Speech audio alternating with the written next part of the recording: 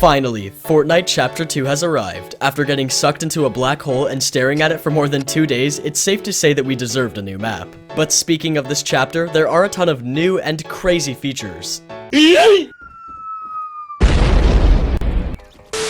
Including some tips that you might not know about. Hey everyone, it's Geerzy here, and today I'll be showing you Chapter 2 tips and features that you most likely don't know about but need to know. Let me know in the comments if you have gotten a Chapter 2 win yet, and if you think the umbrella is better or worse than the last season. Personally, I love it. Anyways, put on your learning hats because it's time to start gaining knowledge. Let's begin. So, since Chug Splashes are vaulted, a new great way to heal up your squad is taking a visit to Slurpy Swamps. Everything with the special Slurp Juice logo gives a splash shield effect, including trucks, slurp tanks, containers, and much more. This can be used to heal you and your team all at once and can be a great reason to rotate here during a match. Now you guys don't want to miss the next insane tip. Currently at Slurpy Swamp, the neon water gives you 1 health per second and is pretty useful for topping off. But if you go into the pipe where the liquid is gushing out and hop up and down, maxing out your jump fatigue, you can actually heal yourself twice as fast as a slurp juice, if not faster. On top of all that, this is infinite and you can fish while doing it, meaning you can technically survive the storm forever.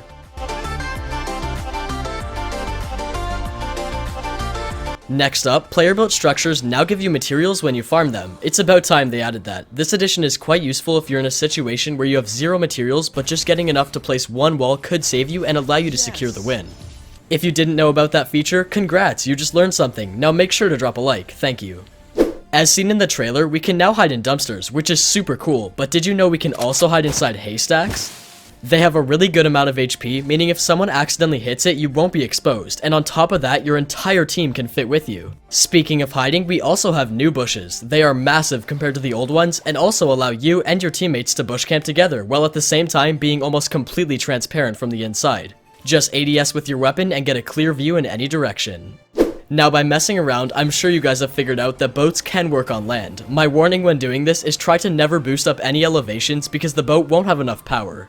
Keep in mind that the boats also lose HP slowly on land, so if you waste it trying to boost up a hill instead of boosting over small pieces of terrain for shortcuts, you could be in a pickle. Next, let's talk about fish. This was a pretty big feature of Chapter 2 and is really awesome. If you're lucky, you can sometimes get weapons, but the main thing I want to go over is what each type of fish does. Surprisingly, they are a lot more OP than you might expect, with all of them being items that you can carry and stack. The small fry heals an instant 25 health, the flopper gives 50 health, and the slurpfish gives an instant 50 health or 50 shield. Basically, if you become a master fisherman, you won't need to worry about heals, and of course, you need a rod to fish, but don't worry, you can find them pretty much everywhere, and they even spawn in barrels in your common fishing places so you and your entire squad can get to work. Also, since a ton of health items and consumables were vaulted, there are a lot more natural campfires spread around the map, and just in case you don't already know, here are all the current items in Fortnite. I'm showing you this so you don't go around wasting time looking for launch pads or bouncers like I did when they aren't even in the game.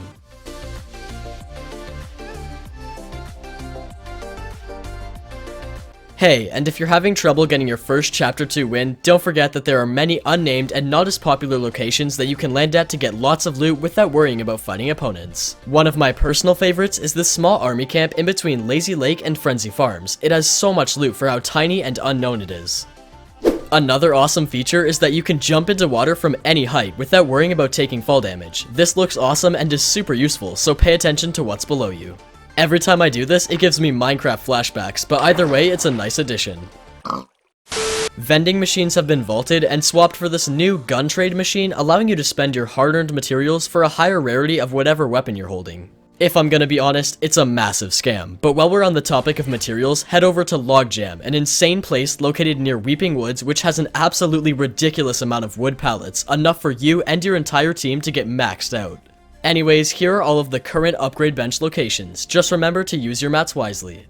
Finally, my Iceberg Zone Wars map has been fully updated with weapons, traps, and consumables for the current meta, so hop in and get some practice before a real match with things you're actually going to use in-game. The code will be in the description. Oh, hey, you're still here. Thanks for watching the entire video, I really appreciate it.